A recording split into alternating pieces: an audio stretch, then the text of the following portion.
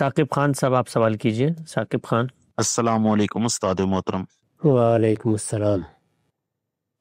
ایک مرتبہ عورتوں کی اذان کے حوالے سے آپ نے فرمایا تھا کہ یہ دینی لحاظ سے تو کوئی ممنوعات کی نوعیت کی چیز نہیں ہے بلکہ روایت یا کلچر کی نوعیت کی چیز ہے، اور اذان کی اپنی ضرورتیں بھی ہیں، جیسے بلند آواز اور بلند آہنگ ہونا چاہیے، دور تک اس کی آواز پہنچ سکے.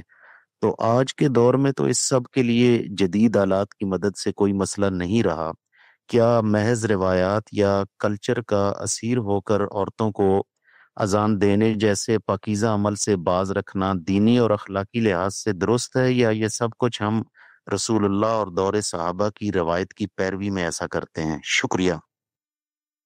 کسی کو کسی چیز سے باز رکھنا یہ تو اسی صورت میں ہونا چاہیے جب وہ چیز منکر ہو، یعنی معروفات میں، ان چیزوں میں جن میں تہذیبی روایات کا فرق ہوتا ہے، باز رکھنے کی تو کوئی وجہ نہیں ہے.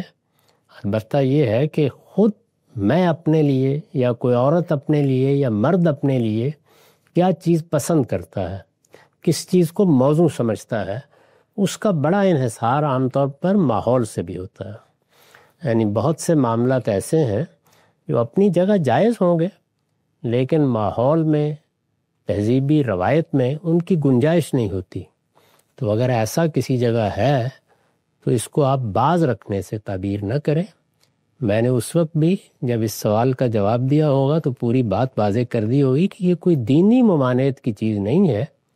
ہم مسلمانوں کے ہاں عورتوں اور مردوں کے درمیان ذرا ایک حجاب قائم رکھا جاتا ہے، اور یہ خود اللہ تعالیٰ نے جو ہدایات دی ہیں اس کے نتیجے میں ایک احساس پیدا ہوا ہے.